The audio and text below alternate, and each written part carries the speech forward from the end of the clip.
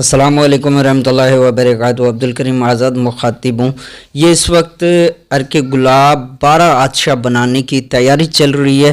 اس وقت جو تازہ دیسی گلاب کے پھول ہیں ان کو گرائنڈ کر کے اور ان کا پانی نکالا جائے گا، اور اس کے بعد جو یہ پانی ہوگا اس کو مقطر کیا جائے گا، اور مقطر شدہ پانی جو ہوگا یعنی کہ گلاب کے پھولوں کا جو پانی ہوگا اس میں سے ہم عرق گلاب 12 عطشہ نکالیں گے، جس کا ویڈیو بہت جلد ہمارے اس چینل پر عبدالکریم آزاد پر جلد اپلوڈ کیا جائے گا مکمل تفصیل کے ساتھ، اور وہ کہاں کہاں استعمال ہوگا، اس کے خواص فوائد کیا ہوں گے، اس متعلق مکمل جانکاری دی جائے گی بہت جلد آنے والی نیو ویڈیو میں۔